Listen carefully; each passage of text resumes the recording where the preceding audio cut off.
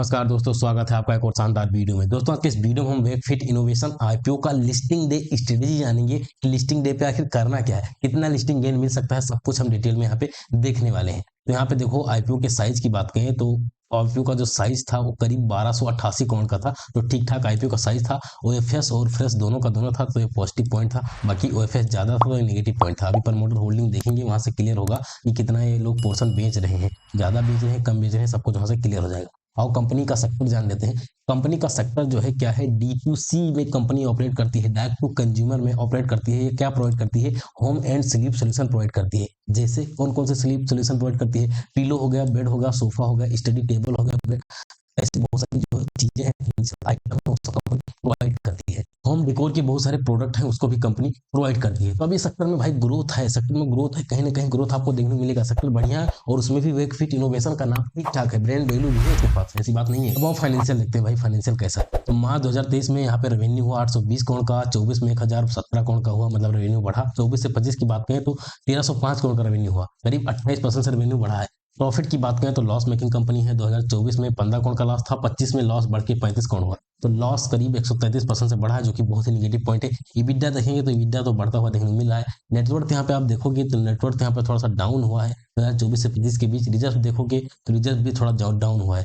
Bore वगैरह देखोगे तो बोर वगैरह आई थिंक नहीं है यहाँ पे। और यहाँ पे भी डेट टू इक्विटी वगैरह देखेंगे तो वहाँ से क्लियर हो जाएगा। यहाँ पे देखो, सारी चीजें निगेटिव है तो कोई पढ़ने का मतलब बनता नहीं है। यहाँ पे डेट टू इक्विटी की बात करें तो 0.53 का है, जो कि ठीक है, मैनेज करने लायक है। और बहुत सारी चीजें निगेटिव है तो सब इसको बेकार है, हटा दो। EBITDA मार्जिन ठीक ठाक देखने को लग रहा है। यहाँ पे सबसे इंपॉर्टेंट चीज प्रमोटर होल्डिंग भाई। प्रमोटर होल्डिंग अभी अभी आईपीओ नहीं आया है तब की प्रमोटर होल्डिंग 43% की है। आईपीओ आने के बाद इनकी होल्डिंग बहुत ज्यादा कम हो जाएगी, से 36% के अराउंड प्रमोटर होल्डिंग पहुंच जाएगी, जो कि बहुत ही निगेटिव पॉइंट है भाई। केवल और केवल 36% का प्रमोटर होल्डिंग, ये बहुत ही निगेटिव है, बहुत ही सेटबैक पॉइंट है भाई। ये पीयर कंपेरिजन करते हैं कि पीयर के मुकाबले कंपनी सस्टेन कर भी पा रही है कि नहीं कर पा रही है, और आईपीओ का प्राइस फेयर था कि नहीं था, वो सारा चीज देखते हैं। उसके बाद हम जानेंगे कितना लिस्टिंग गेन हो सकता है, क्या कुछ हो सकता है। तो यहाँ पे देखो, वेक फिट में दो ही जहाँ यहाँ पे देखने को नाम मिल रहा है, दो ही पेयर का नाम मिल रहा है। तो सीला फोम कहीं ना कहीं विजेता है, ये दूसरे नंबर पे आ रहे हैं। तो दो ही लोग का तो क्या ही मतलब बनता है। बाकी इनका यहाँ पे परफॉर्मेंस सही नहीं है, ये आप जान लीजिए।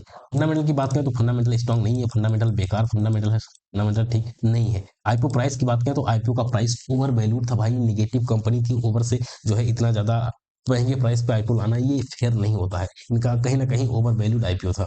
आओ यहाँ पे देख लेते हैं एंकर बुक कैसा है। तो एंकर बुक भाई ठीक ठाक है। Tier one mutual fund, HDFC, Nippon, इन सब का नाम देखने को मिला है। 54% के अराउंड वेटेज है। ये लॉन्ग टर्म के लिए मोस्टली अप्लाई करते हैं। टॉप एफपीआई की बात करें तो 25-30% का पोर्शन है इनका भी, तो शानदार पोर्शन देखने को मिला है। लॉन्ग टर्म वालों का शानदार पोर्शन यहाँ पे देखने को भाई मिल रहा है, तो ठीक ठाक है। एंकर बुक की बात करें तो एंकर बुक की रेटिंग 8 के अराउंड आ रही है, 8 के अराउंड ऐसी इनकी एंकर बुक की रेटिंग आ रही है। तो ठीक ठाक एंकर बुक की रेटिंग है। अब बहुत सारे लोग एंकर बुक के अकॉर्डिंग अप्लाई करते हैं, तो वो लोग यहाँ पे अप्लाई कर ही दिए होंगे कि एंकर बुक ठीक ठाक देखने को मिल रहा है। जीएमपी देखते हैं, जीएमपी कितना चल रहा है। तो वेकबिट इनोवेशन का जीएमपी 0 का चल रहा है, मतलब नील, एकदम खत्म कहानी जीएमपी में है। अब बात करते हैं क्या इसमें क्या हो सकता है, लिस्टिंग गेन कितना हो सकता है। तो लिस्टिंग गेन की बात करें तो लिस्टिंग गेन 5% के अराउंड ऐसे उम्मीद है, 5% के अराउंड लिस्टिंग एक्सपेक्टेड है। बाकी निगेटिव लिस्टिंग की भी पॉसिबिलिटी है, तो उसको याद रखिएगा। 5% के अराउंड ऐसे कुछ लिस्टिंग हो सकता है, बाकी निगेटिव लिस्टिंग की भी पॉसिबिलिटी है, तो उसको याद रखिएगा। रीजन क्या है निगेटिव लिस्टिंग की पॉसिबिलिटी की? इसका आईपीओ एक्सपेंसिव था। या एक्सपेंसिव नहीं होता तो मुझे उम्मीद थी कि पॉजिटिव लिस्टिंग आसानी से हो जाता, बट एक्सपेंसिव था, तो वो थोड़ा सा निगेटिव पॉइंट है। हो सकेगा तो पॉजिटिव लिस्टिंग की उम्मीद रहेगी। 5% के अराउंड ऐसे कुछ 4-5% ऐसे कुछ लिस्टिंग देखने को मिल सकता है। और इसमें करना है, होल्ड करना है, सेल करना है, क्या कुछ करना है।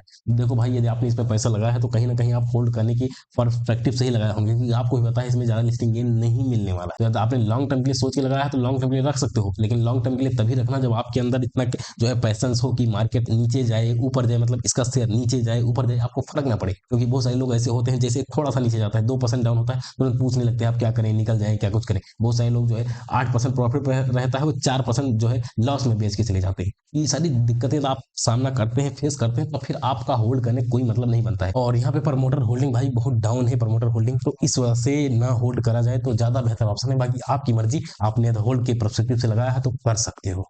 जो कुछ भी मिल रहा है उसको लेके जाने का मतलब बनता है। बट ये आपके अंदर रिस्क लेने कैपेसिटी है तो आप इसमें होल्ड कर सकते हो। रिस्क लेने कैपेसिटी नहीं है तो मत होल्ड करिएगा। यहाँ पे बहुत रिस्की इन्वेस्टर ही यहाँ पे होल्ड कर सकते हैं। फिलहाल आज की वीडियो पे समाप्त करते हैं। ऐसे ही शानदार कंटेंट के लिए चैनल को सब्सक्राइब करिए। और हाँ, फ्रेश एंट्री की बात करें तो फ्रेश एंट्री यहाँ पे मैं लाइव आऊंगा तो वहां पे क्लियर करूंगा, लेकिन ये समझो यहाँ पे फ्रेश एंट्री का अभी कोई व्यू नहीं बन रहा है। जब यहाँ पे आईपीओ प्राइस से नीचे जाता है और ज्यादा करेक्शन होता है 8-10% का, तब जाके हमें फ्रेश एंट्री के लिए सोचना चाहिए। फिलहाल आज की वीडियो पे समाप्त करते हैं, मिलते हैं अगले वीडियो में, तब तक के लिए जय हिंद।